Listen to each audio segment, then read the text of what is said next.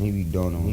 This time to build. This time to build. This time to build. This time to build. This time to build. This time to build. This time power. This time to build power. This time to build power. This time to build power.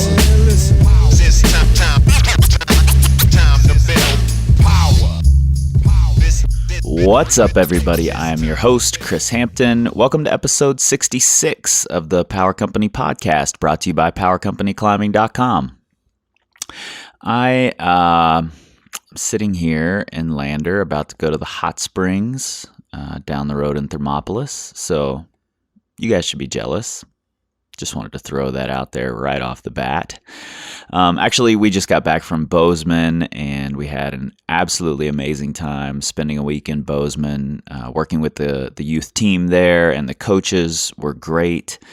And the community there is powerful, man, and I'm excited to go back sometime soon. So thanks to all of you in Bozeman for coming out and for being open to coaching the way that you were. It was huge for Nate and I think. And we are headed to Knoxville next week. We'll be working with the youth team there as well.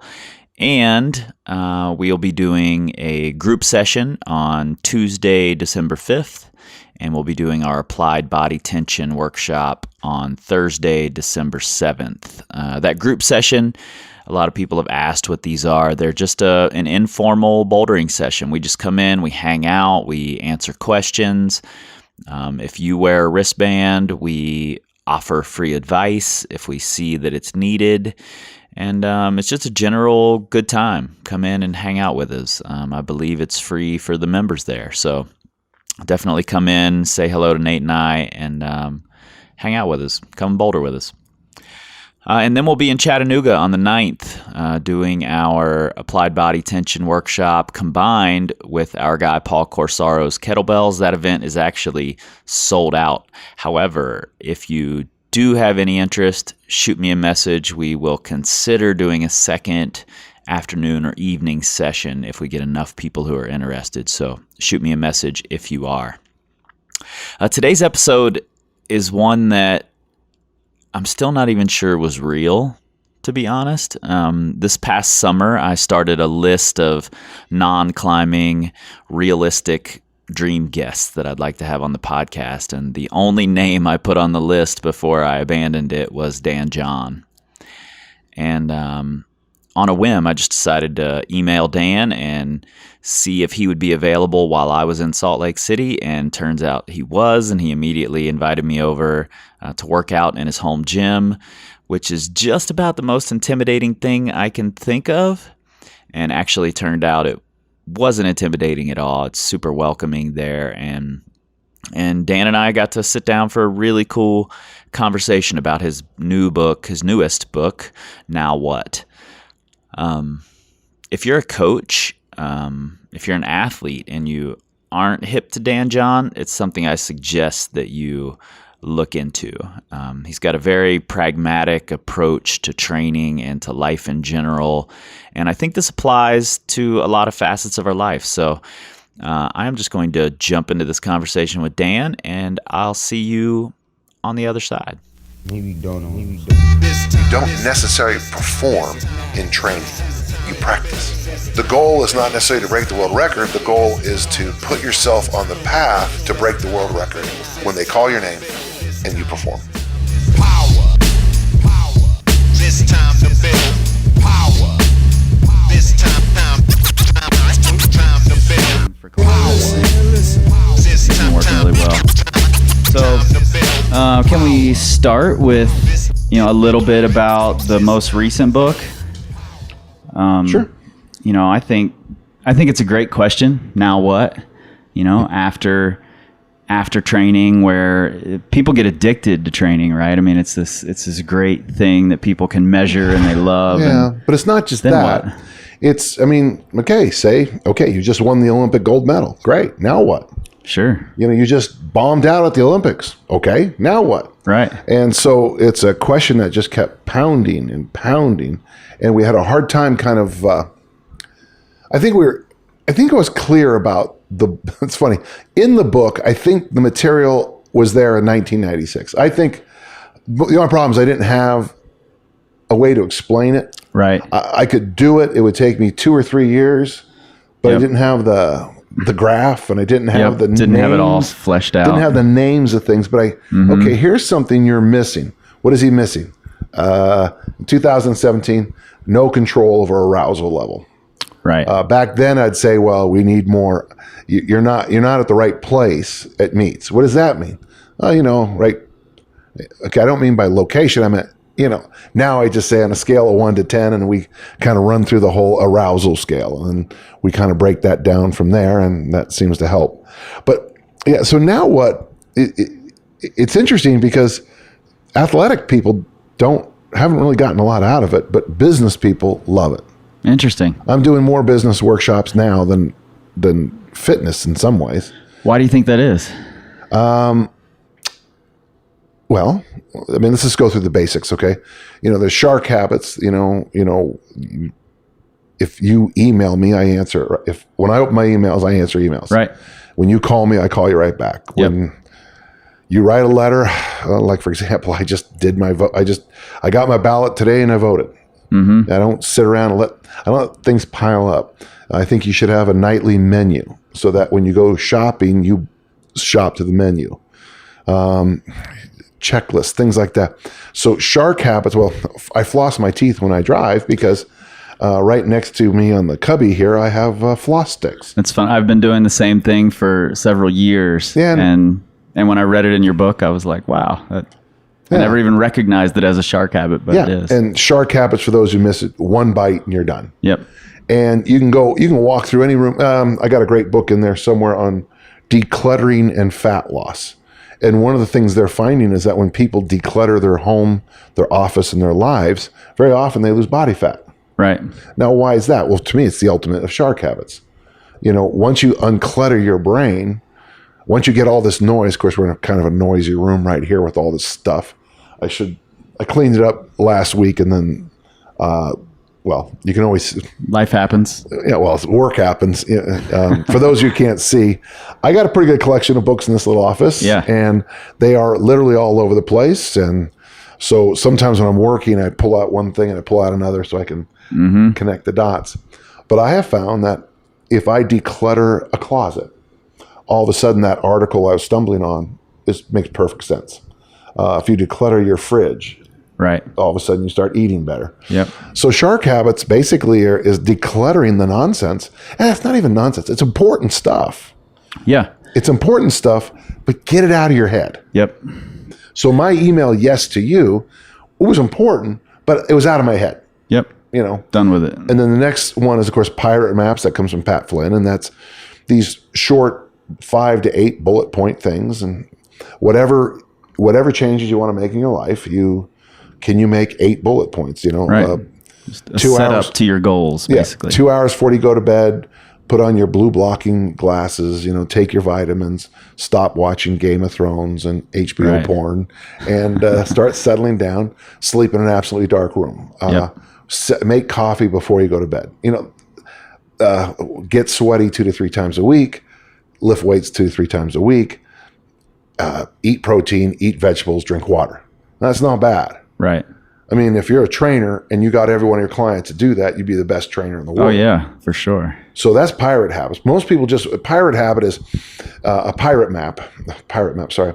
Go to St. John's Island, walk 7 paces west from the white coconut tree, dig 6 feet down. Right. And there's the buried treasure. That's what most people want. Mm-hmm. Just a simple map to get where they're going. Right. But the problem is, and we'll talk about this more when we talk about specifically your climbers, most people want programs. Yep. And all programs do, it's 2 to 6 weeks. If you're really somebody special, 12 weeks. I never see it happen 12 weeks. Humans don't go that long. But it's a 2 to 6 week fix. Well, unless you have something to fix, why do a program? Just showing up in the gym or doing what you're supposed to do, walk the walk, talk the talk, will take care of most of your things. I call it park bench programs in my work. But this is what people want. Give me a diet and program. Well, I will, but it's only good for 3 weeks. If you could pirate map your life, that'll last forever. Mm-hmm. And the last stage, of course, is performance. And Right. performance comes down to principles. Principle comes from, basically means to take first. Mm-hmm. So if you want to beat me in the discus, you have to throw far. And everything I do to defeat you, if I throw farther, I'm right. If I don't throw farther, we're wrong. Sure. So that's the 4 parts. That's the quadrant of it. Okay. And so with Now What, one of the things I'm trying to get most people do is get their brains out of peaking, planning, and programming. Right. Get their brain, because it's not for you. The 70-year-old grandma doesn't need all that nonsense, the Soviet squat program. Sure. They don't need 90 days of this or that. They need to get sweaty 2 to 3 times a week and lift weight. They don't need that fancy of a program. If you're an athlete, you better know about performance. And of course, with performance, we bring in the other areas like tension, arousal, heart rate, and we can coach those. Right. I can raise your tension levels and you can practice lowering them. We can raise your arousal and you can practice lowering them. Mm-hmm. And then heart rate is one, you can at some level control your heart rate. Now, as a climber, if your heart rate was 190 at the start, I don't know how long you're going to last in that Right. climb. Yep. And if your tension is, you get too much arousal, I imagine bad things happen too. Absolutely. I'm guessing, this sounds weird, but discus throwers and climbers would probably share about the same basic tension and arousal level. Could You be. need a little, Yeah. but not a lot. Yeah. And different types of climbing are definitely different. If it's a really hard, short boulder problem where you're climbing 10 feet of really, really difficult rock, then your tension level needs to be really high, more like maybe a power lifter. Shot putter, power lifter, sure. Shot putter. Yeah. And then for a longer climb, it needs to be something toggling back and forth between tension and relaxation. Right there's Mount Olympus behind us. And, if you decide to go screaming up Mount Olympus like you're about to deadlift, you're not going to go real far. You might die, you might blow up, Yep. So is that helpful as just introduction? Yeah, absolutely. Yeah, I think that gives us a really good basis of what Now What is built on. And I do want to talk a little bit about the shark habits first. I think these are really important. And I never had a good word for it. I'm totally going to steal your word here. But You're still I've always Mob just Wolf, so don't worry about it. and I've always told everyone just to remove the excuses. Like the number one goal is to get out there and go climbing. First off, no matter how much you train, if you don't go climbing, then it's not going to work. I would just say this: where's your gear? Right, exactly. That's part of those. Get rid of your excuses. Have your gear packed. Have it ready. Have food ready. Take care of the bills early in the week so that you can go climbing on the weekend. There's a good book. I think it's called Ultralight Camping. It's a fun book. I study ultralight campers. Okay. Because I find their problem fascinates me. I like problems. Yep. And these guys, and one of the things they say is you should always have a bag packed, ready to go. Right. So that on a Tuesday afternoon, you're driving home from work and you decide to go for a 2-hour quick hike. You don't go home. Where did I put those boots? Where did I put my hat? Where did I put? Right. And so for me, shark habits come down for you guys, for us. It's like, I can tell you where all my discuses are right now. But I can tell you where every single one. I can tell you where every kettlebell is. I can tell you where they are in the rack. I can tell you where all my plates and weights are, because that's where they are. My training shoes, I dress. I get ready the night before I train, and really all I do is I pull out a pair of black shorts and a shirt. Mm-hmm. But then I don't have to wear. In the morning, they're right there. Right. And the more, like you said, excuses, the more I train probably 200 to maybe even up to 300 workouts a year. Right. And none of it's because I have great self-discipline. It's because it's all set. It's just there. It's already in the routine. Yeah. For example, as we sit here, I am sweeping my floors Yep. because I have this little robot that is programmed to sweep my floors at certain times of the day when I'm usually not here. Right. But I like to think, his name's Bob, by the way. Okay. Bob, the carpet cleaner. I'll say bye to Bob when I leave. And I like to think that at some level, shark habits are like Bob going off at 1 o'clock in the afternoon. Right. That's just what time it goes. Mm-hmm. And the more you can line up things in your career like that, the easier it's going to be. Yeah. I see a lot of, I don't like to use the word failure, but I do see a lot of failure when people are trying to fit their workouts into this schedule that's constantly changing. And if they just built their schedule around their workout, had their workout at a set time, once you get in that habit, you just do it every day. Well, I know of a guy who says that you don't have people first work out. You have them put their shoes on every day. Yeah. For 1 week, you put your shoes on, and people all laugh. And of course, no one listening is going to do that. Sure. Of course, They want to go straight to the thing. yeah, and that's fine. But you have to build the sub habits before you can have. The reason I work out every day is that people show up at my house at 9:30. Right. I don't have any self-discipline. They show up, we work out. Yep. Why does Bob go? Why do I clean my floors every day? Because Bob goes off, and I see it the same way. So that's what shark habits are. It'll be unclear to you until you start to kind of there's a couple things that'll help you. I think you should have a to-do list every day. Mm-hmm. And the one thing I've noticed with to-do lists, when I write them down for the next day, that there's usually 3 or 4 things that I wonder why I didn't just already do it. Right. Email John. Well, why don't you just do it right now? Yep. And pretty soon you find that your to-do list is just stuff you should have already done. Mm-hmm. So that's where I start. That you look at the daily to-do list and you'll find, and then the next area is just step back and you look at clutter. Clutter in your computer, clutter in your life, clutter on your walls, clutter. Yep. Because the more cluttered you are, the harder it is to swim. So you're telling me you want to become an elite athlete, but you're swimming your way every day through the same nonsense. You can never find your workout clothes. Right. Well, man, clean your room. Yeah.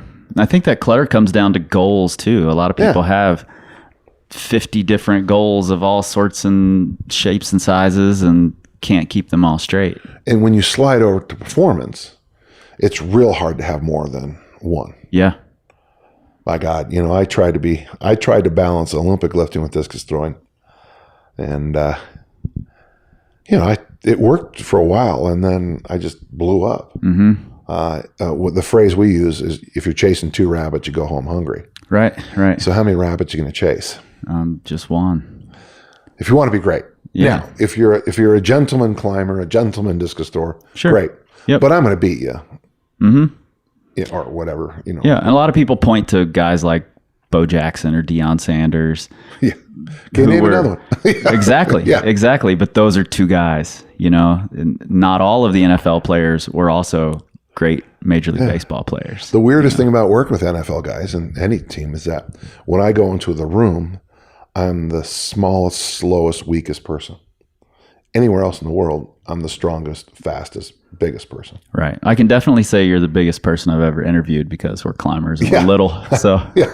And so when you talk about these, once in a generation freaks, but that's what happens. And so many parents will look at their kids and say, well, it's very difficult to chase 2 rabbits. yeah. If you don't mind, as soon as we can get into weightlifting itself, that's the biggest problem your climber community has. There's 2 problems, but that's one of them. When they go into the weight room, they don't know what they're chasing. Let's talk about it. Okay, let's talk about it. Since 1975, and actually probably more like 1951, bodybuilding has been the paradigm of my field. Mm-hmm. And in 1975, Arnold, the Education of a Bodybuilder, came out. And then that's when leg day, arm day, trap day, soleus day, pancreas day all showed up. It's when going for the burn and all elements of hypertrophy showed up. Now, it's true, back in 51, Delorme talked about hypertrophy with his wounded soldiers and sailors and Marines, but he was also talking about power too.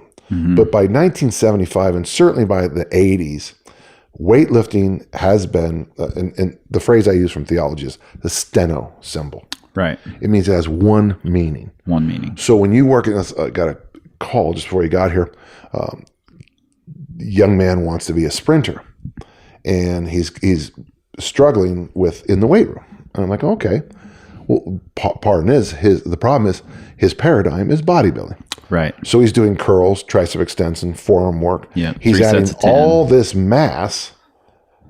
Of course, if you're a sprinter, it's like a climber. Every ounce you put on, you got to deal with. It's called physics, Sure. And so what I'm trying to convince him is get as strong as you can. And all of a sudden there was a gap in the phone call. It was like the phone connection. What do you mean by that? I go, well, you got to get as strong as you possibly can in the least amount of work. So I came out with this book called Easy Strength, and programs like the 40-day program and Even Easier Strength. It's funny, they're all the exact same thing, but I keep trying to explain it better and better to people. Sure. And so they keep getting different names. The 40-day program is real simple. For the next 40 days, pick 5 lifts, do them. Mm-hmm. And people say, well, how's that going to work? I don't know. But if you decide to go, and you do the rule of 10, so never more than 10 total lifts. So 3 sets of 3, 5 sets of 2, 2 by 5. For your community, that's what they should be doing. They should probably pick a big, pull up. It wouldn't be a weighted pull up would be great. Yep. A press to go opposite. Yep. So a press, a pull up. We really like overhead presses. Yeah. Okay. We love heavy pulls. And a deadlift, love deadlifts. Deadlift of some kind. And then what I'd have, for you guys, you might not need anything. Maybe a heavy power curl. It's a curl grip. With a wide grip. But you're using your whole body to make it. Oh, okay. So like a power clean or Olympic lift with a curl grip, because just to get you strong and explosive if you have to jump. Sure. And then 2 sets of 5 in the ab wheel, something very small like that. So press, pull up, deadlift, that weird power curl, and an ab wheel. And you do that every day for the next 40 days. And the idea is never miss a rep. Right. Just keep getting stronger. Mm-hmm. And people raise their hand at the workshop. Well, will that build muscle mass? Okay, let's go back. How many rabbits we chasing here? Just one. How many sports really need muscle mass? Now, it's true. American football, rugby. Right. And probably if you're a professional wrestler, because you have to look a certain way. Right. Okay, keep going. There is no bodybuilding contest in track and field. In fact, that's one of the things that track and field finally came to grips with a while ago, is quit bodybuilding. These guys would finish a race and flex. Right. Well, good for you. And the poor thing is the high school kids see that and start doing it too. Sure. So the biggest problem most of your listeners are going to have is that their worldview of what we call the weight room is bodybuilding. Yep. And they probably can't even hear me say that sentence. And that's the hardest thing. And the joke I usually use to explain this is the word gay. The word gay means happy. Sure. The word gay means happy. The word gay means happy. Go home tonight and say, Mom, Dad, I'm gay. Guarantee. Right. Even if you say gay, because the word in 2017 has a steno symbol.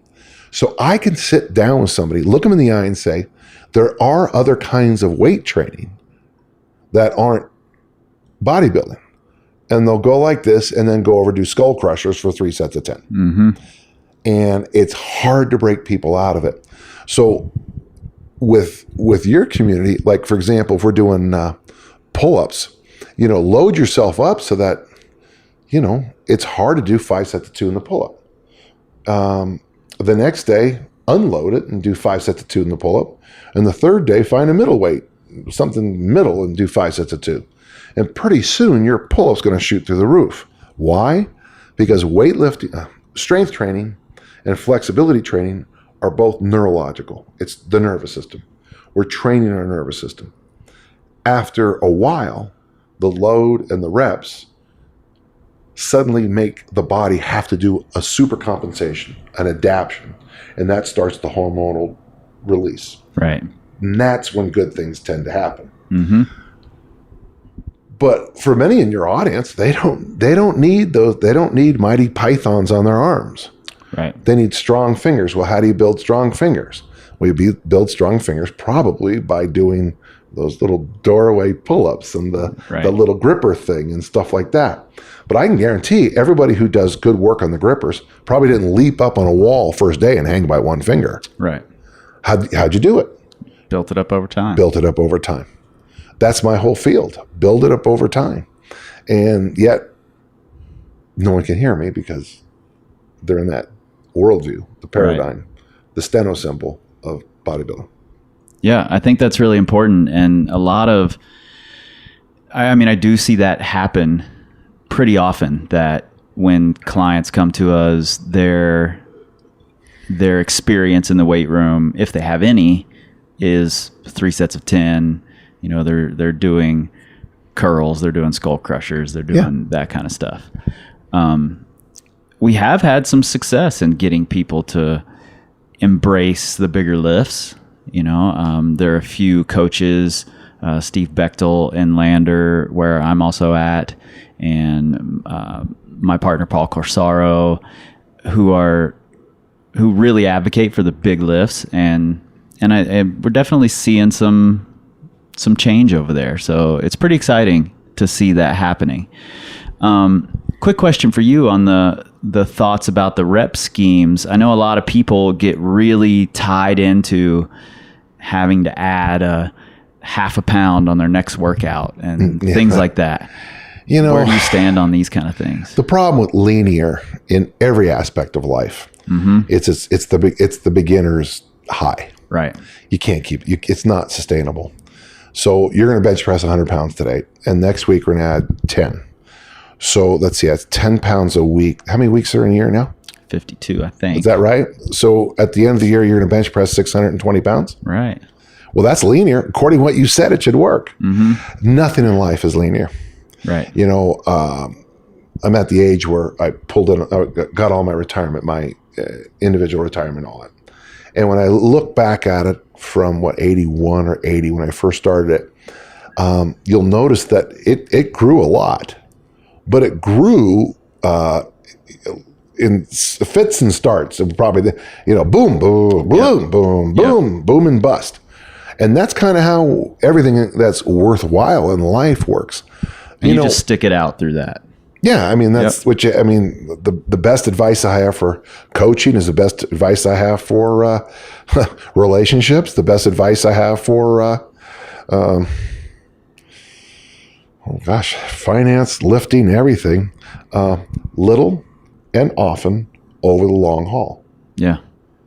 You know, that's, so when I tell people about weightlifting, and but let's be honest, we are fighting television commercials that go on 24 hours a day in hotel rooms, 90-day promises, right, where these people are promising, I wouldn't say overnight results. Charles Staley's famous book, instantly add an inch to your arms in 2 weeks. And I got nothing because I understood what he was saying, but so we know that it doesn't work. But so what we're dealing with in this case then is that people are hearing this nonsense, and you hear it long enough. I mean, you start to believe it. I was watching some of the stuff about the election the past year. If you repeat a lie often enough, pretty soon people think it's true. Sure. And it doesn't matter whether or not it is. And so there is a big lie in my industry. It is that you can have quick results. Right. Now, I think you can have easy results. It just takes 2 years to do it. And I work with people who've lost 100 pounds in a year.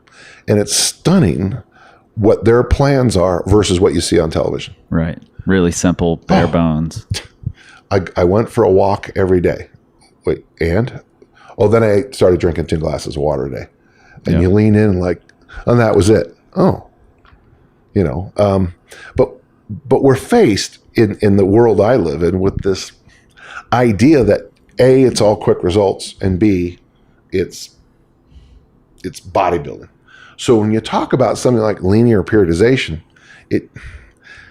but I guarantee everybody who's learned how to do certain things, I've heard the same thing about skateboarding, I'm sure it's the same with climbing, is that you fall into these weird plateaus.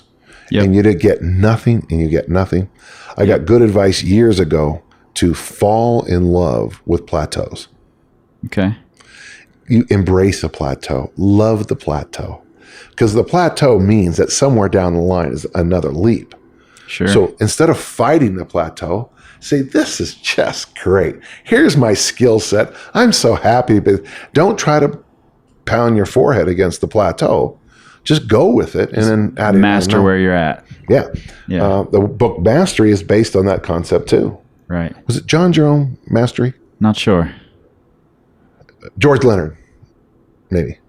Sure. One of those two, yeah. But the idea is, the knock on linear periodization is that you are some kind of little machine that's just going to get better and better and better and better. And that doesn't always happen. Things flatline. Whenever I see projections about anything, and I know, things can get worse, things can get better. But when you sit down with the guy who's trying to sell you a life insurance policy with all this money you'll have because of this, and they show you this projection, you always just got to go, okay. Right. Really? You're going to guarantee me 7 point? Well, we can't guarantee you. Yeah. Well, we're guessing that that's what it's going to be. Yeah. Because it used to do this, and it's just not true. So that's a tough issue. That's a tough issue. Yeah, I think it's tough for people to break out of that habit, and it. I understand that desire to be able to measure your progress, and you talk about in Now What, find something to measure it, and then apply practice and technique to it, and then decide whether it was a good measurement or not. Right. And I like the simplicity of that. Just find something to measure that's applicable and measure it, Well, I tell you one thing, personal trainers hate it. I mean, I tell them, measure people's waistline in centimeters because there's more wiggle room in centimeters. Right. Okay. Right. 104, 103, 102, 100 sounds much better than 42, 1/16 of an inch. 7th, 8th. Yeah. But the thing is, if the person is making progress, that thing should go 104, 103, 102, 100, maybe 98, right, 97, maybe back up to 100, maybe, because that's the way things happen. But at least you have a measurement. The nice thing about being a track and field athlete is there's this number. Right. And I assess you simply by that number. Mm-hmm. Now, in other sports, I don't always see it as clearly. It's tough in climbing. I can imagine. Because things are so subjective difficulty-wise. It's tough for us to accurately measure. But there are things we can measure. How much weight can you do with your max pull-up? Yeah. Or how long can you hang on to a 3/4 inch edge? Things like that you can measure. And what I think is important is to note that you're not necessarily measuring your training, you're measuring to see how your training is working. Right. So it's not those half-pound plates that you add every time. That's not the measuring you're looking for. You're looking to every 4, 6, 8 weeks, whatever it is, measure to see how your progress is coming. It'd be interesting to see what you would consider standards in your field. We're working on that, actually. That's something we've struggled with for a while that we're trying to figure out. Well, so, as a discus thrower, I mean, I'll tell a young discus thrower, you bench 400, you snatch 250, you clean 300, you squat 450. Why aren't you throwing international distances? Because that's the standard for international throwing. Right. So your problem isn't here in the weight room with me. Your problem is out there in the field of play. So the upside of standards is it allows me to kick people out of the weight room. Well, but just to say, this isn't where you need to focus your time. Okay, you keep coming into the weight room to do skull crushers and concentration curls. Right. This isn't your problem. We're not your problem. Yep. Because the measurement in track and field is beautiful. There's one called the tape measure, and there's another one called the stopwatch. And that's not bad. You can see these things, and I can tell you that you're up to standard in my area. You got to get up to standard out there. Right. What it takes to do that, it can be complicated, but yeah. Yeah, and that's something we've really been trying to boil down and figure out. We've been using 2-time body weight deadlift, Oh, perfect. Yeah. 1.5 time body weight pull. Ooh. And I think body weight press is where we've been at for women. Okay. And Body weight for women. bench press, Oh, okay. not Oh, overhead. And so then that's rare air for female. Yeah. yeah, and then 1.5 for men, I think That's a good size lift too, man. was where we were at. Might even have been just body weight. Yeah, those are high. But what I would tell you to do is, with the men for sure, go overhead. The military, yeah, Yep. for sure, and that'll bring those numbers down too. Mm-hmm. Yeah, but I agree with those. The other thing too is, I in your field, if someone's spending probably more than 12 to 15 minutes in the weight room, they're probably just spinning, as they used to say in the 50s. Muscle spinning is what they called it. Mm-hmm. You're just, you're wasting your time. If you're doing 2 sets of 5 and 5 exercises, you shouldn't be in there very long. Right. But and because every minute you're in the weight room, I always tell people, it's like you walk in and I slice your sandbag and you're slowly dripping sand out. Most people like to go back, try to throw more sand in. No, get in, get out, take care of what you need to do. But that's hard. It goes against this kind of weird thing we have in the United States about work ethic. Yeah. Yep. More is always better. More has to be better. Yeah. Because I work 60 hours a week. So what? I work 6. Maybe. The thing is how many people are you serving? The more people you serve, the more money you make. Right. So even though you're working 60 hours a week, you're in a rotisserie baseball league, you're in a fantasy football league, you look at porn on internet at work, you get up for coffee every 45 minutes. You're not working. Yeah, you're in the office, but you're not getting anything done. Mm-hmm. That's actually not a bad way to explain that. Yeah, I think so. And you say in here that in Now What, that focusing on principles is actually a shortcut. And I think that's really cool because everyone's looking for a shortcut. Everybody wants that shortcut. And in reality, the shortcut is the thing that no one really wants to do, is focus on the principles. We're all so interested in these little tiny measurements and little tiny numbers and little tiny details. So we're talking about performance then, right? Yeah. Yeah. Well, John Heisman, 1931, American football, block, tackle, fall on the ball. If you focus on those 3 things, you still do pretty good in football. Mm-hmm. What it does is, when you're in performance, if you focus on the principle, you get so much more clarity. Right. So, and you can create pirate maps, as you call them, out of those principles. I mean, I think that's the way we see it. Like you certainly could. Yeah, you could certainly do that. Yeah, especially as things get a little more, like for example, for us with discus throwers, it's pretty simple. You throw and you lift, and that's really all you do. Right. Yes, you should. Should I do sprinting? Yeah, that's fine too. But really, it's throw and lift. Could I do, should I play volleyball? Yeah, that's fine, but it's not, Right. You'll probably get more out of playing chess than you do get out, But yeah, but people love more. Mm-hmm. But the beauty of principle focused is that it gets you right to the point, Yeah. instead of all this other nonsense. Yeah, and that's, we were trying to come up with the principles for climbing better based on your ideas. Let's try this. I've asked this question a million times. I've never asked it with a climber.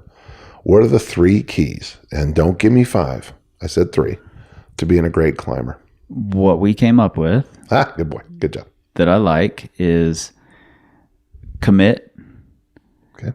and move efficiently, Okay. and hold on. So I can help train 2 of those 3. Mm-hmm. Yeah. So now what you would do with that is you would probably star. So you put hold on, and then you just cluster ideas out of it. Right. And then you keep trying to run through these ideas. And I would even, see how my hand is washing. So I'm washing out the ones that are pretty good, keep those for a while. But if you find something better, dump pretty good. Yep. You want to keep clarifying it, so that maybe you come on to 3. If you don't mind, let's hold on. Okay. What are the 3, as you said, hold on, right? Yep. So what are the 3 best tools for teaching holding on? I would say you want the technical term that we use for the tool. Yeah. So a hangboard, which is the edges that you're talking about, hanging onto. And any sort of tool that you can use to hang on for a long period of time while moving, so that your forearms build up lactic acid. And you get used to it. Yeah, exactly. You learn to use it better. You learn to climb in that situation better. That helps you hold on. And then I think the other aspect of it, which you can build in both of those, is a mental component of, like I just said, learning how to. Rather than your body adapting, your mind has to adapt to it as well. So the thing I'd ask, okay, if I'm coaching you, if we're doing this as I'm mentoring you, where's your pegboard? Was it pegboard? Hangboard. Where's your hangboard? I have one that I hang up on the porch outside when I'm working out every day. You're following what I'm trying to say there. Yep. If you say, keep it nearby. It's you're working out. It's down in, it's down. It's not far. At. It's about, if traffic's bad though, it's about a 3-hour commute. Well, you never use that thing. I actually have one in my car right now. Okay, so what you want to have is, so the question is just, how often do you use it? Is it in a place that's usable? Right. In my house, if I was working here, I'm not a climber. Sure. But I'd put it right there, and every time I went up and down those stairs, I'd probably try to hang a few seconds. Yep. Or whatever the proper amount is, whatever that number is. Yep. Yeah, and so for the listeners, I'd like to just kind of remind them that this is the process you go through when you're trying to peel back performance to its elements. And then at the end of this assignment, you had 3 things, and you break them down to the 3 best tools. Then you sit back and say, well, where is this in my program? Now, if one of them's absolutely glaring, I don't do this, that's when we step down to that other area called planning, peaking. Right. That's where you figure out the program to make this is where we're going to take, okay, you got a 12-week hangboard assignment. Mm-hmm. You got a 12-week upside down rope climbing, or whatever the thing is. Right. That's when you add a program in. If you've got so there's 3 concepts and there's 9 things. If you've got all those pretty much wired in, then I would argue, well, let's look at the next bubble out. So Pareto's law, 80-20. Right. So those 9 things are probably going to take up 20% of your training time, but they're going to give you 80% of the bang. Right. These are the biggest bang for the buck. Is that right? Mm-hmm. If it's not, now let's look at that other 20% that we're getting. Where can we? What's the other things that we're missing? It could be you need to up your gear. Right. You need to spend more money on shoes. gear. Might better work, shoes. You might. Maybe you need to spend time with better climbers. Maybe you need to, for sure. Go to France and, see a different style you've never seen before. Mm-hmm. Expand your mind. You know a lot about climbing for not being a climber.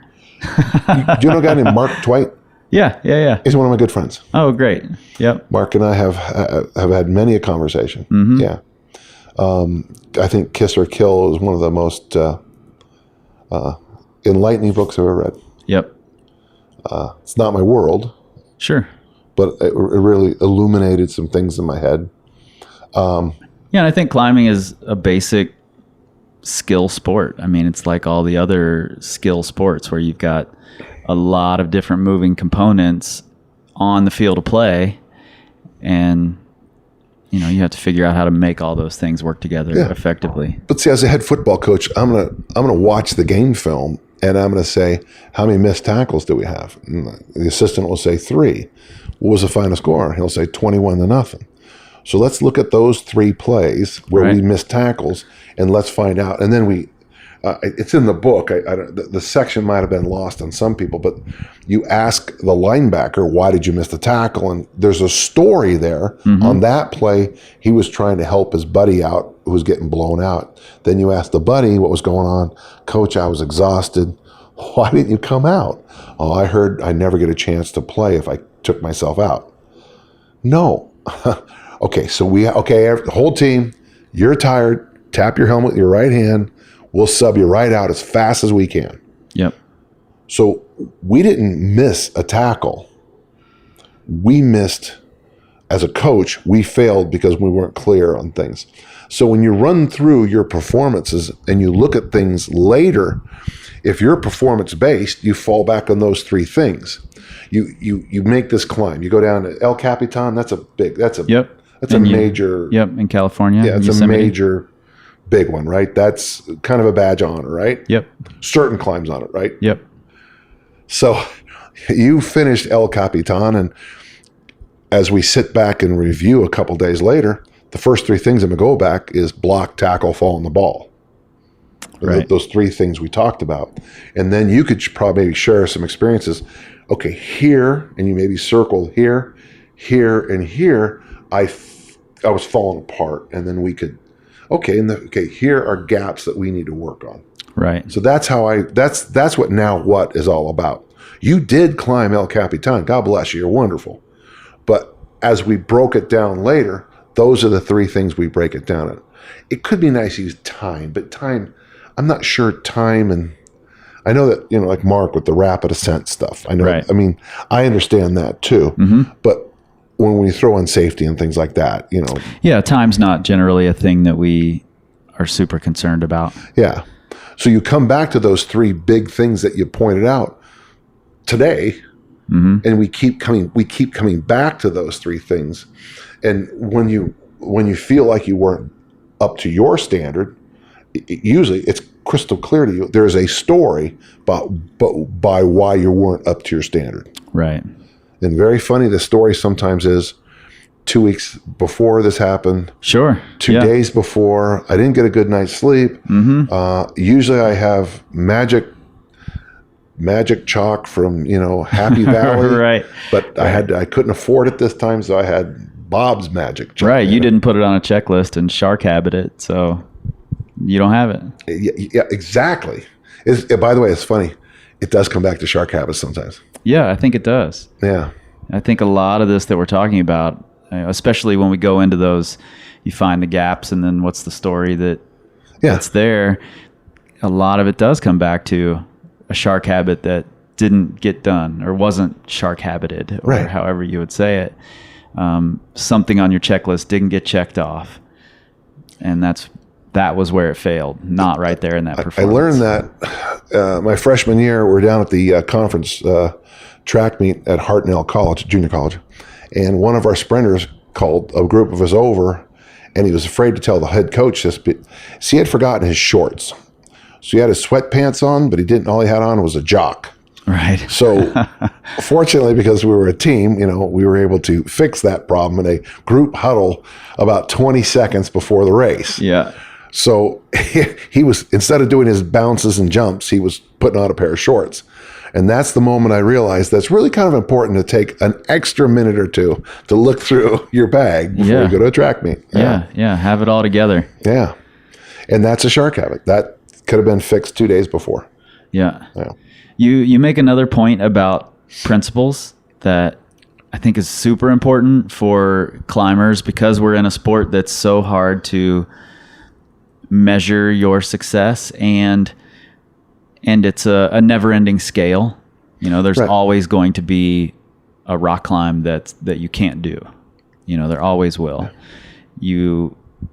There are no world records, so to speak, or anything like that. So you say focusing on principles allows a different measure of victory. And I think that's really important. That I said that? You did say that. That's really quite good. Yeah. It is good. Wow.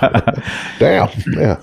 That even if you don't win the Super Bowl, or don't win the World Series or whatever, that doesn't mean you weren't successful. Right. Yeah. See, that's the one thing we kind of have as an issue in the United States, I think, especially in the last little bit, is we have begun to define success in a way that I don't think is sustainable as a culture. the person who dies with the most toys wins. Right. So I'm not sure that's a sustainable model. So I go to the nationals. You're younger, taller, faster, stronger, on anabolic steroids, so much so your eyes are yellow, and you defeat me. Well, according to the United States model right now, you're better. Well, my argument would be, well, let's look 40 years down the line. Right. And that's a hard thing. Success, and really that'd be the fascinating thing about you climbers. You're right. There's always going to be, another mountain, another challenge, and someone younger, prettier, Yep. Scooting it up faster. Yeah, I mean, than you do. nowadays there are 13, 14-year-old kids who are the best climbers in the world. So, you're over the hill in this sport once you're 19, 20. I remember the Snowbird, when Snowbird used to have that climb. Do they still do that? On the side of the building? Yeah. No, they don't do it anymore. It was the first big major competition held in the U.S., though. Yeah. It was a fascinating thing because it was based on speed, right? It was part of it was based on speed. They do speed climbing, but the part that most climbers are interested in is based on difficulty. Oh, so the big leaps that we have to really kind of... Yep, or small holds, difficult moves. Yeah, and then if two people do the same difficulty, then they go down to speed to sort of break that tie. Okay, wow. So you're looking for the hardest route. Looking for, exactly. Yeah. Okay. Yeah, and a lot of, like I mentioned, bouldering earlier, and there are a lot of boulders here in Salt Lake. What they do is they rarely climb higher than 15 feet, but they're looking for the hardest single movements that they can do. Yeah. So it's always looking for something harder, harder. So, like skateboarders, I always found from my conversations with skateboarders, when the X Games showed up and they started having competitive skateboard, it seemed to go completely counter to what the skateboarders had told me the culture of skateboarding was. Right. What they told me it was that you were this ongoing quest to kind of be challenged to the next movement. Mm-hmm. And it wasn't competitive. They had their own hierarchy, and they had, right. So, if all I can do is roll down a hill, I'd be in a different. And it was interesting because once they pushed it to this X Games thing, I think it, as an observer, not as a, sure. I have no dog in this fight. You don't go skateboard every day? Nah, but it seemed to kill the key to the culture of the sport of skateboarding. That's a concern with climbing as well. Isn't that fascinating, isn't it? A lot of climbers feel the same way, that competitive climbing isn't climbing. So my little observation was spot on. Absolutely. I got something right. There you go. But it's, there are sports that by nature are me versus you, and that's what they are. Yep. But what I've always enjoyed about, probably started showing up in the 70s, this new style of sport that really it's a kind of us against this thing. Yeah. It. I like that. Us versus it. And we were actually walked with each other. Yeah, and it's really us versus ourselves in those occasions. Right. This immovable thing will always be there. Yeah. It doesn't change. We have to change. A sport that's actually oddly similar. Now, there's competitive, but is the sport of Olympic lifting. Mm-hmm. If you went to a weightlifting meet, and let's just say you're a brand new guy, do you want pounds or kilos? Let's do pounds. That's what most people in the audience will know. And how much do you weigh, Chris? Around 147. Okay, so you weigh 147. Okay. And your opening attempt is with 110 pounds in the clean and jerk. So you're a real novice. Yep. And you get it, and you come up after, and you're nervous and scared because 120 is your personal record. Right. And you make 120, the crowd loves it. Right. Because everybody has walked that walk in Olympic lifting. Sure. It's the strangest thing. I have this small love affair with Olympic lifting because of that. This understanding that you walk on the platform, that weight, it's you. It's That's by the your way, it's very challenge. unnerving. Olympic lifting is a very unnerving Oh, sport. sure. Because Yeah. it's just you and a barbell. Yep. You can't say the judges got you. You can't say that he's on drugs because it's just a bar. Right. And I mean, once it gets competitive, things change a little bit, sure. But that's the one thing I always thought was beautiful about the sport of Olympic lifting, how happy we are for each other, that you got your best, just, Yep. and it can be a 400-pound clean and jerk or a 200-pound clean. It just doesn't matter. Yeah, it's definitely that way with climbing. You watch someone who's at a lower technical or difficulty level than you are, but they're still putting in the same amount of effort that you are, and fighting to reach their personal best. I don't know if you've ever read the book Millionaire Mind. No. I think I might even quote it now. It's a thing I read in 2008, I guess, where this idea that very wealthy people, if you make this big business deal, we're both millionaires, I don't go, damn you jerk. I go, right on, man. That is so good to hear. Right. The wealthy tend to really be hyper supportive of other wealthy people getting wealthier. By the way, this concept doesn't trickle down to the rest of us. Right. Sure. So I went to a track meet after reading this, and I told my discus throwers and my shot putters, javelin, the whole, in fact, I had hurlers that way too. I don't care how you do today, but I want you to cheer like mad, crazy, for your teammates to throw their best. Well, we swept the men's and women's discus. We almost swept the shots, but there's another kid from our school. Every athlete I had that day got a personal record. And it was the most insightful thing that ever happened. Right. Because once we started cheering for each other, good things happened. Yeah, that community support is huge. Yeah. And it was such a different way to look at track and field that it really changed my whole coaching. It was interesting because later that season, I had both daughters at the state final in the track meet. And what I saw was fascinating because my daughters are competitive with each other. Sure, and with the sure. other competitors.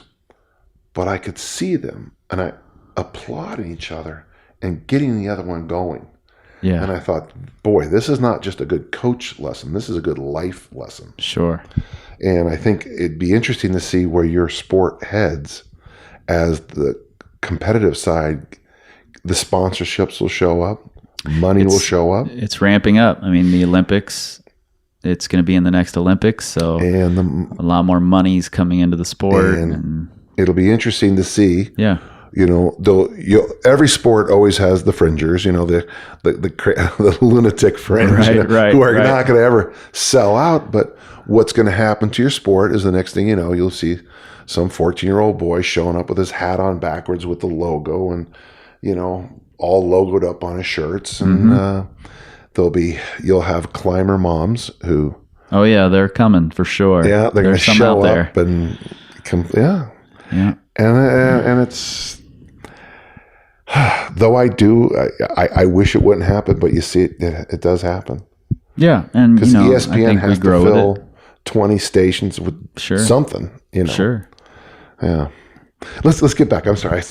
Oh, no. That's that thing, the Millionaire Mind book might be worth the read just for that section. yeah, I'll check it out for Yeah. sure. Just that you might get it at the library or something like that. Just that section.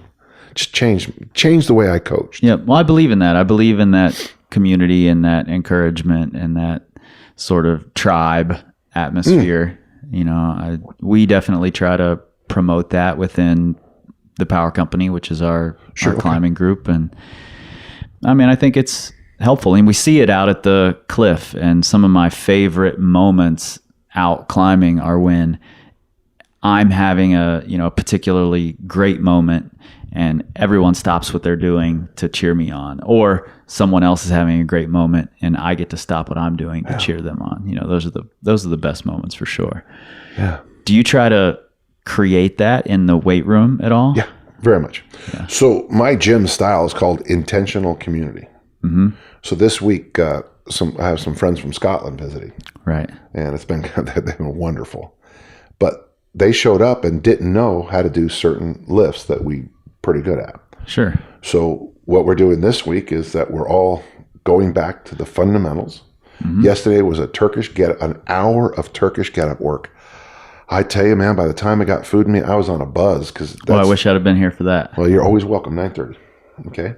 Today was a 1 hour build up to the bent press, this archaic lift that. Yep. But the thing is, even now, I still feel like I've been torn and ripped back into place, you know? Uh-huh. And so intentional community means when you show up at the gym, you don't know how to do a lift or you're about to do this experience. We all work with you to get you there. And I learned this when I first moved to California in 2010. Met a guy named Dan Martin, and he wanted to rebuild himself. In fact, there's often discussions online of the Dan Martin program minimum. For 1 year, he did the exact same basic workout, 365 days, and rebuilt himself. And I tell you, I love that. There's two parts of that story I like. One, humbling yourself, and two, 365 days. I love those two parts. Yeah. So what we learned is you'd show up and you're getting ready for a thing. Well, okay, you got 6 weeks. We'll do it with you. So if we have someone getting ready for a kettlebell cert, which you have to do that 100 reps with the 24K. Right. I might not do all 3 sets of 100. That's one of our workouts. It's a hard one. But I'll do 1 set with you. Bob will do 1 set with you. Mike will do 1 set with you. So you're not out there alone. Yep. There have been times where I've done all 3. I've learned not to do that as much anymore. Don't do that. It's all nice to be nice until it's not nice. Yeah. Yeah. So to me, that's how I foster it in the weight room. I think the concept is intentional community. Yeah. We get together to eat, to talk, to be friends, and to train. They come to help me at 60 years of age to keep working out and keep swinging the bat. Yeah. I offer them facilities and a fair amount of knowledge. This person offers this extra tool this book they just read, this story they heard, this blog post that they read this morning. Right. Everybody has a hand in it. Right. Everyone brings something to the table. Everyone brings something. And I tell you that in the last 7 years, I've had, in many ways, the best workouts of my training sessions. Check that. Best training sessions of my life. And it's completely changed the way I look at competition. You know, you see a little bit in the books, but the idea now, and I got good at this towards the end of my career. When you called my name and I stepped into the ring, I got bigger. I got better. I performed. You don't necessarily perform in training. Right. You practice. Yep. You get better. It's okay to have a beautiful moment in training. There's no Sure. But the goal is not necessarily to break the world record. The goal is to put yourself on the path to break the world record when they call your name and you perform. Right. So that was the big breakthrough for me, you know, among a few other things in the last few years. Yeah, you say in the book several times that performance should be better than practice. That's the whole part of the last part of the book. Yeah. Okay, folks, you can't hear me say this because no one can hear me. Performance should be better than practice. I know you didn't hear me. No one hears me. I mean, it's life-changing when you figure that out. But what happens is we come from this more is more. More is more is more is more. Right. More has to be better because there's more. Yep. You know, there's more. That's got to be better. And yet, when they call your name, many people just flatline or worse, dip down, and it starts this loop that you can't get out of. You know, I want you to pop, explode, amaze yourself at a competition. And that will build the foundation for the next competition, the next one, the next one. Right. Constantly this kind of spiraling up, you know. And you have to push through that performance anxiety, that nervousness, all of that one time to be able to push through it the second time, to be able to push through it in the book, I third talk time. about the Ultimate Fighter I worked with, right? Yep. And this guy I was getting my... with his warm-up routine. I was getting my leg worked on. I have pretty rough hips, you know. And it's funny, I was sure I'd have surgery. The new x-rays say I'm fine, which is just the weirdest thing in the world. It's like somehow I cured hips. Don't argue. Yeah, just keep walking. Thank you, doctor. I'm walking. In fact, the doctor was going to do my surgeon is that guy right there. Oh, great. Yeah, he's a very famous person. I had a story. The Ultimate Fighter you worked with. Oh, thanks. Sorry, folks. And he was telling about this warm-up that he would go through for these ultimate fighting matches. And I'd be like, and I go, well, how do you perform? Oh, it's always worse. But I'd lose weight. So finally he had this fight where he's going to lose. You know, sometimes you get picked and you're going to lose. Right, you're out there to survive 3 rounds and, you know, Rocky won, make it look like a show. Okay. Well, he wins because all he does is he rolled around a few minutes and said, well, since I'm going to lose, might as well go out there. Might as well not have 5 workouts. Right. Well, he upsets this guy in a massive upset, career-changing moment. And it was like, when it was all over, he was like, well, wow. So right. He just went back to the thing that he did before practice instead of the thing he did before performance. He performed instead of just being worked out, wrung out, you know, beaten against the rock. Yeah. Yeah. I don't know why people think that's a good way. Slamming your face against the wall is some kind of superior training program. I just don't understand that. No, I'm with you. We're all with you 100% here. Can we talk about one more thing before we let you go? I don't want to take up too much of your time. I appreciate this, by the way. One of your most famous phrases is something that we've quoted a lot of times, and that's the goal is to keep the goal the goal. Okay, let's go back on that real quick. Yeah. Originally, it was the mission is to keep the mission. Right. The mission. Yep. And that comes from both the religious areas of life and the military. The military. Yep. And the biggest problem you have in the military is that here is the mission, and there's this thing called mission creep. Okay. You know, Marines are very good. Their standard operating order is if all the officers and sergeants are dead, we attack. Mm-hmm. If something bad happens, we attack. If we're not sure what to do, we attack. Right. So the Marines are very good at this thing called we attack. Yep. But pretty soon you have them teaching a daycare because we don't know what else to do. Well, that's mission creep. Right. And what happens is the goal is to keep the goal. The goal is probably the most difficult thing I have as a coach, mentor, teacher, whatever hat it is that day. So you said you want to be an elite discus thrower. Yeah, that's what I want to do. So why are you doing crunches? I want to look good in the summer, coach. Okay, you said you want to be an elite discus thrower. Those crunches actually probably hurt your performance because they're, the body is one piece, and we're trying to rotate around this base, and this base has to be solid, not tired. Right. Okay.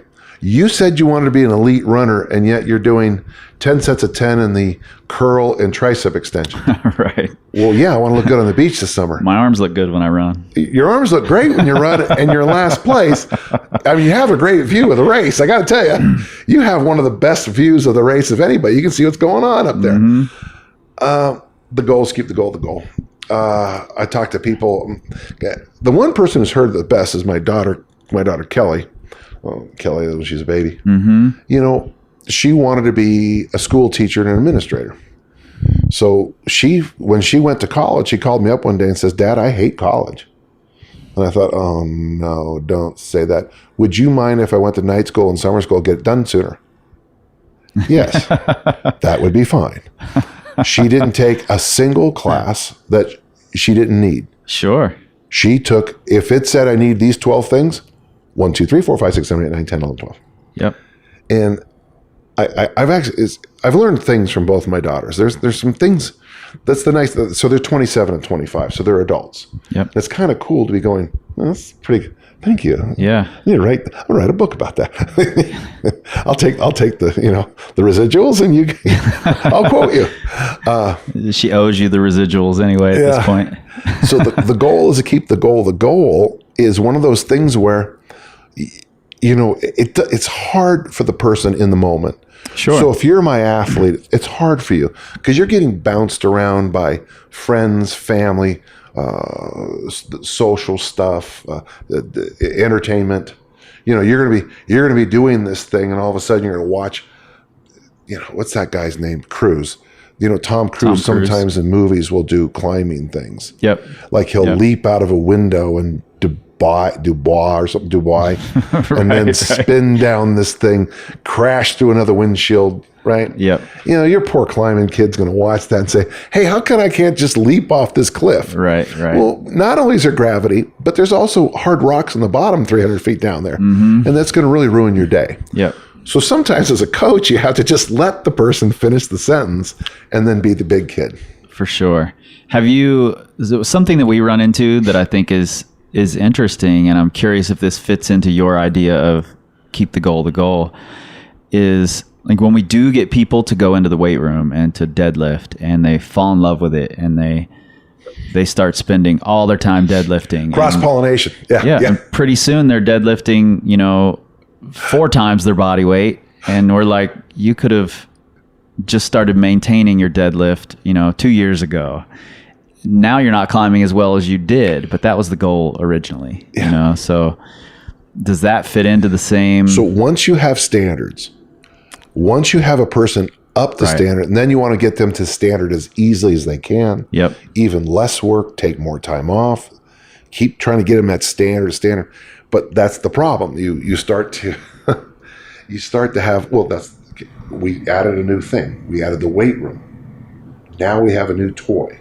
And now we have. It's really exciting. One of the hardest things about when I brought kettlebells in was, what did I throw out? Right. When you bring a TRX into your gym, what do you throw out? Now, for us, the TRX has been a boon because we've been able to throw out a whole bunch of isometric upper body pulling exercises. In fact, we've been able to get rid of tons of upper body pulling exercises. Don't forget, I work with big guys. Sure. Yeah. So when we talk about pull-ups, it's a different world for us. Right. One time it's called the Beast, the 48K. Yep. 106-pound kettlebell. Yep. I've done a pull-up with that. Wow. Yep. But don't forget, with my body weight. Your body weight's a lot more than mine. So when I did that thing, and people say, you ever do it again? No. So I actually I'm training to try it again. But enough is enough. Right. I don't need to be able to do a beast pull-up except for my ego. Right. But you can't help it because my ego gets in the way of everything. So sometimes this would be the art of coaching. I have a 3-day workshop called The Art of Coaching. And one of the things I try to teach people, I'll give you all 3 real quick. But it's what you know. It's how you do it, the application of what you know. Yep. And then the third one, savoir-faire. The ability to change directions in a moment. The ability to sense something's wrong with your athlete because of a breakup or flu or something. Sure, and whatever it is. But savoir-faire is the one, and I give them all equal. It's what you know, it's application to do, and then the savoir-faire. Because if you don't have all 3, you can't coach. Yeah, you're going to fall So sometimes flat. when you're working with an athlete and you convince them to lift weights and 4 years later that's all they want to do, you then have to have that toolkit to go back in there. And sometimes it doesn't take a ton. My college coach, the late Ralph Mon, who was a great man, I'd fallen in love with Olympic lifting. I had become an Olympic lifter who threw the discus. Right. And he was able to quash that out of me a little bit. He was able to show me performance-wise, I was the strongest thrower he had ever had in his history, but my performances weren't there. Yeah, that's big. I've got a guy right now actually who just gave me his max weighted pull-up numbers, and the number he gave me was 145 pounds. And I said, is that plus your body weight? And he said, yeah. And I'm like, okay, well, we certainly don't need to do any more pulling exercises for ever quite a while. So I imagine this guy can. But he loves it. He loves lifting. He loves doing heavy pull-ups, and it's going to be hard to get him off of that path. But and the other thing too, I always joke about this. If really attractive women come to my gym, I start pressing. Right. Because I'm really good at pressing. Yeah. But you would come in and say, Dan, I thought you were supposed to be doing pull-ups. I'd be like, but they're hot. Did you notice how hot they were? Because when I do pull-ups, I am not the alpha. I'm not the king of the hill. I'm not the king of the hill. See how this works? I am now like normal. Yep. When he does a 145-pound pull-up, he's the king of the hill. Right. So Totally. you're asking someone to, but that's part of who we are as coaching, as mentors, is to make sure the goal is the goal. to keep the goal. Yeah. I tell you, that's when I first kind of sort of became famous with that line. I remember it was so obvious to me, but so many people saw it as a breakthrough concept. Yeah. You know? Yeah, it's just like you were talking about with Now What, that you had the material in 1996, just didn't have it all in words and didn't have names. You know, that's how it feels when I hear those phrases come from you. And I'm like, that's what I've been trying to say all this time. Right. You know? Right. We have a good plan. Well, I use this phrase more than I should, but let me repeat it one more time. The word coach comes from coach. You know, wheels, horse drawn. Right. And so a coach's job is to take you on that route. Right, sure. So when you do your best job as a coach, you're keeping the athlete, Yogi Berra, if you don't know where you're going, you might end up there. You might end up there, yeah. So, all those other funny jokes that, Yeah. But the number one job of a coach, and really the word coach is, the goal is to keep the goal. Right. You said you wanted to go to Dubuque. Yep.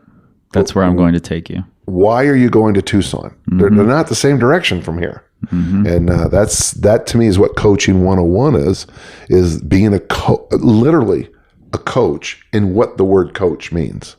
Wow. I tell you one thing, it is well worth your time. If you got coaches and things like that, let me give you another word that's fascinating. Okay, mentor, right? Mentor. We used the word. There is no such thing as mentee. Now we use it and keep with it. Right. It comes from the Odyssey, that book right over there. Yep. And it's Telemachus' teacher. Ulysses' son, Telemachus, had a teacher named Mentor.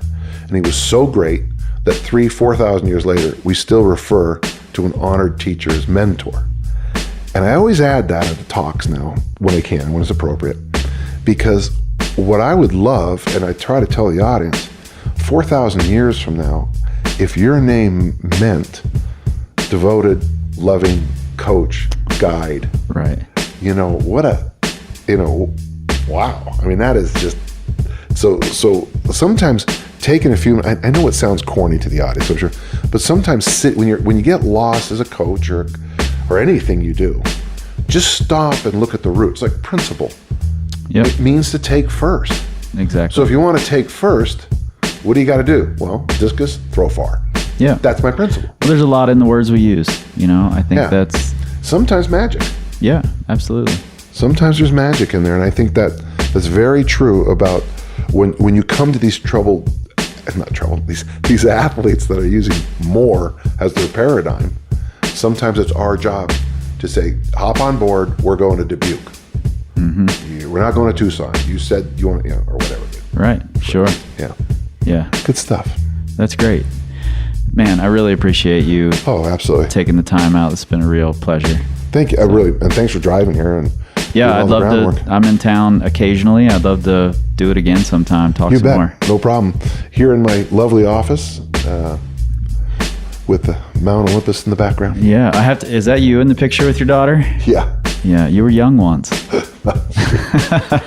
Well, when you go to my gym, there's a lot of young ones. That's my mom and dad. Wow. My mom died in 1980. My dad died in 1991, and this is right below them is my daughter's wedding, and right there is my daughter's wedding, and so there's me throwing the shot put. Look how young you are. Yeah, well, but my mom and dad were. My mom never made it to my age. My dad barely, and it's so that's what keeps me going too. Yeah, the legacy and the the big picture of things. Yeah, that's where the big success is for you. Yeah. Awesome, Dan. Well, I appreciate it, man. We'll do this thing again. You bet. Appreciate that. I'd say that Dan's doing a pretty good job of creating a legacy that will live on for quite some time. He's definitely affected the way that I coach, and I know the way that hundreds, thousands of other coaches approach their jobs, and athletes as well. And I don't know if you guys noticed this, but listening back to this interview, I definitely was surprised at how quickly Dan sort of got into the climber's mind.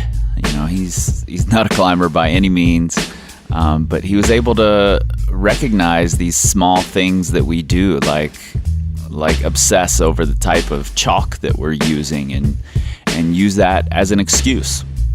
And I think that's pretty insightful and doesn't happen by accident. That's because Dan's got 40 years of coaching experience and at being a high level coach with high level athletes. And I think that's something that we should really pay attention to. That stuff doesn't happen by accident. So big thanks to Dan. I really appreciate him sitting down and talking to me and just taking the time out. He's a busy guy. You can find Dan online at danjohn.net. You should definitely subscribe to his Wandering Weights newsletter. And you should check out some of these books. If you go to our website, powercompanyclimbing.com, click on the blog post for this podcast, and you can buy the books directly through there. We get a small kickback from Amazon, and you're helping support the podcast without raising your prices. And we hugely appreciate that support. If you want to directly support, you can do that at patreon.com/powercompanypodcast. For as little as $1 a month, you can become a patron of the podcast, and we hugely appreciate that. You guys are what keep this thing going. You can find us at powercompanyclimbing.com. You can find us on the Instagrams, the Pinterests, and the Facebooks, where you should definitely come and find us, friend us, like us, share all these things that we do. And you can look for us on the Twitter. You won't find us there because we don't tweet. We scream like eagles. We don't know. This time, this time, this time, this time, this time to build, this time to build, this time to build, this time to build, this time to build, this time to build, this time to build, this time